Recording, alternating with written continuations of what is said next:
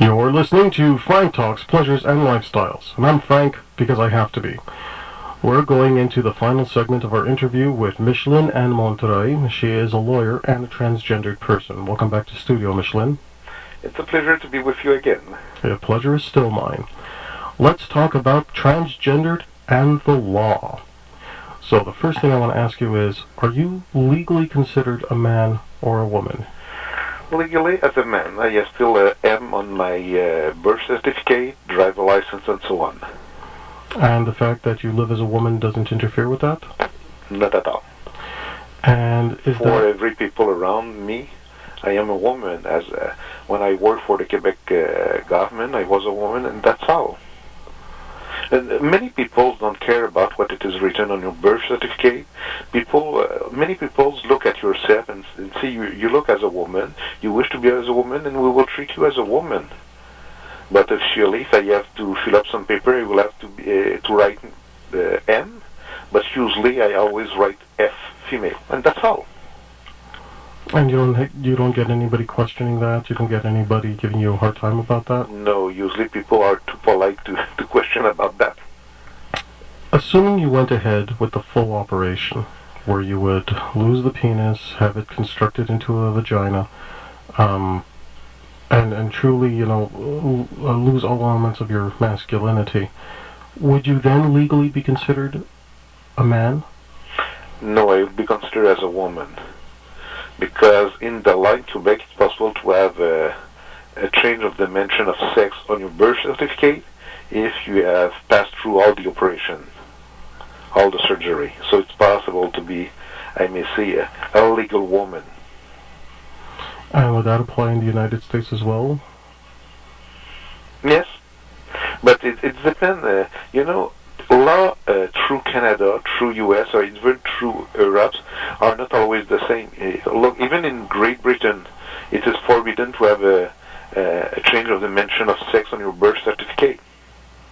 In US, many US states it's possible. I know that there is some restriction in some states, but I don't know the rules of all states.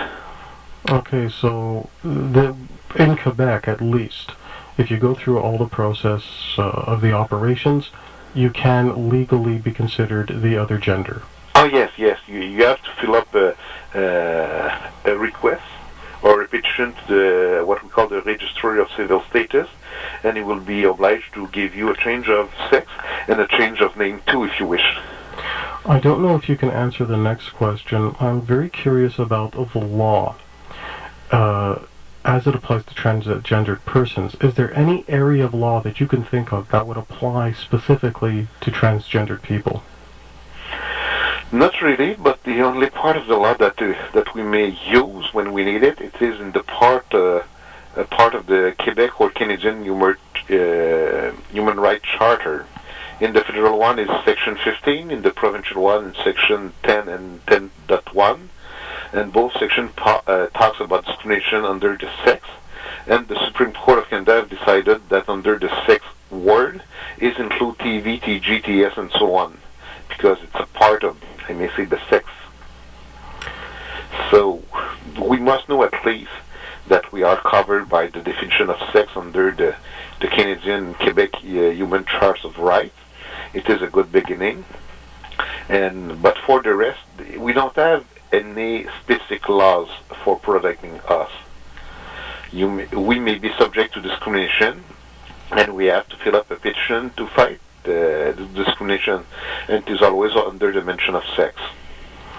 Now, your name, Micheline Anne, this wasn't the name that you were born with, correct?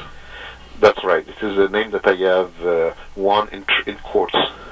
Now, that's another question here. Going through the name change, what are some of the issues to legally change your name?